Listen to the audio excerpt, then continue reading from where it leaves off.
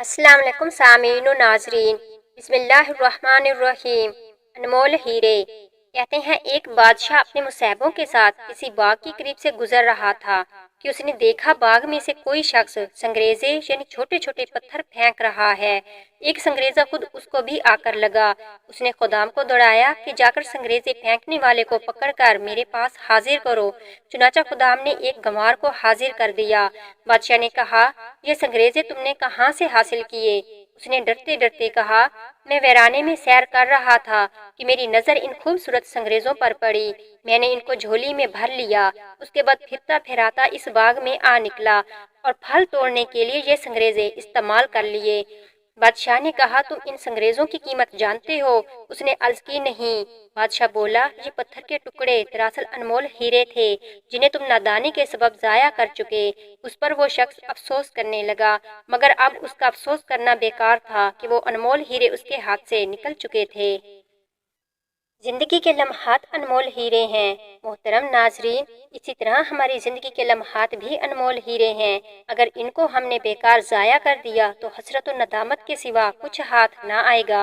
اللہ عز و جل نے انسان کو ایک مقررہ وقت کے لیے خاص مقصد کے تحت اس دنیا میں بھیجا ہے۔ چنانچہ پارہ 18 سورۃ المومنین آیت نمبر 115 میں ارشاد ہوتا ہے، ترجمہ کنز ایمان، تو کیا یہ سمجھتے ہو کہ ہم نے تمہیں بیکار بنایا اور تمہیں ہماری طرف پھرنا نہیں؟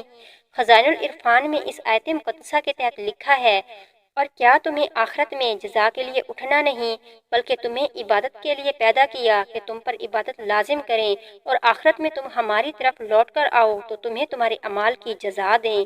موت و حیات کی پیدائش کا سبب بیان کرتے ہوئے پارہ 29 سورۃ الملک آیت نمبر 2 میں ارشاد ہوتا ہے، ترجمہ کنز ایمان، وہ جس نے موت اور زندگی پیدا کی کہ تمہاری جانچ ہو تم میں کس کا کام زیادہ اچھا ہے۔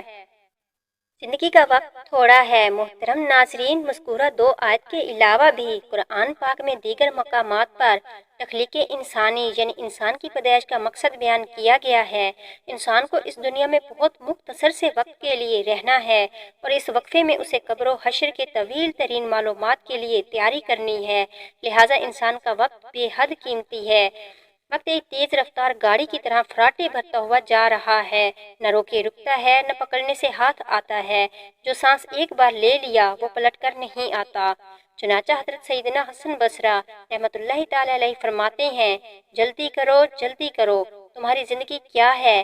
یہی سانسیں تو ہیں کہ اگر رک جائیں تو تمہارے ان اعمال کا سلسلہ بھی منقطع ہو جائے جن سے تم اللہ عز و جل کا قرب حاصل کرتے ہو۔ اللہ عز و جل اس شخص پر رحم فرمائے جس نے اپنا جائزہ لیا اور اپنے گناہوں پر چند آنسو بہائے۔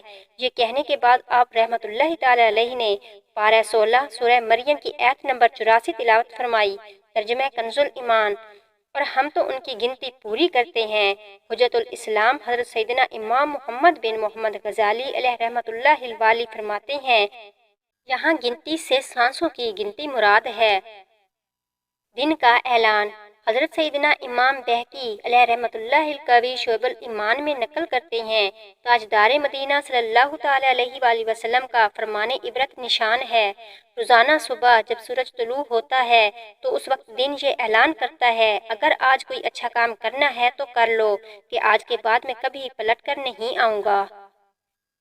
گیا وقت پھر ہاتھ نہیں آتا۔ جناب یا مرحوم، محترم ناظرین، زندگی کا جو دن نصیب ہو گیا اس کو غنیمت جان کر جتنا ہو سکے اس میں اچھے اچھے کام کر لیے جائیں تو بہتر ہے کہ کل نہ جانے ہمیں لوگ جناب کہہ کر پکارتے ہیں یا مرحوم کہہ کر۔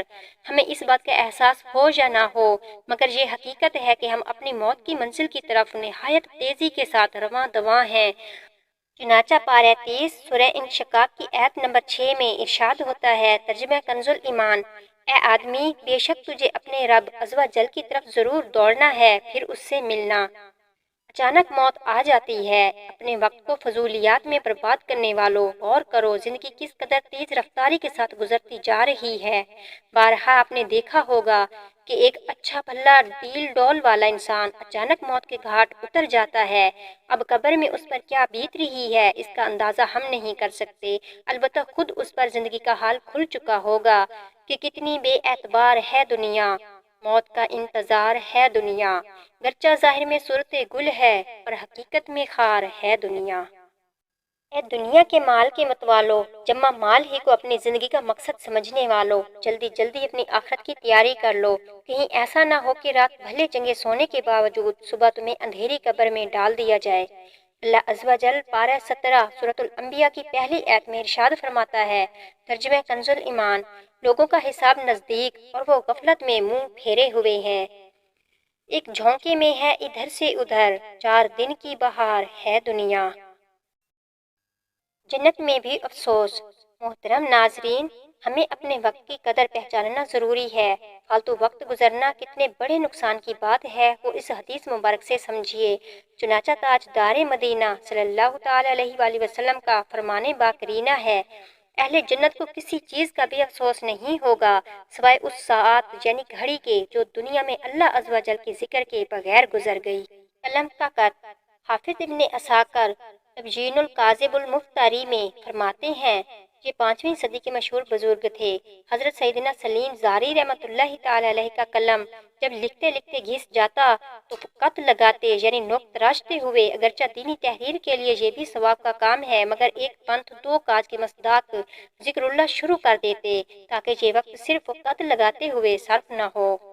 محترم ناظرین، ہمیں چاہیے کہ کھڑے ہوں، چل رہے ہوں، بیٹھے ہوں یا لیٹے ہوں یا کوئی کام کاج کر رہے ہوں، ہماری کوشش یہی ہونی چاہیے کہ ہم درود شریف پڑھتے رہیں کہ اس کے ثواب کی کوئی انتہا نہیں۔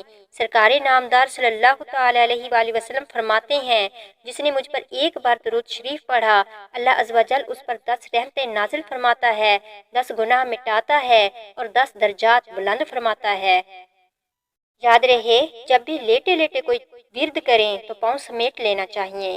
محترم ناظرین، کاش بولنے سے پہلے اس طرح تولنے کی عادت پڑ جائے کہ یہ بات جو میں کرنا چاہتا ہوں اس میں کوئی دینی یا دنیاوی فائدہ بھی ہے یا نہیں۔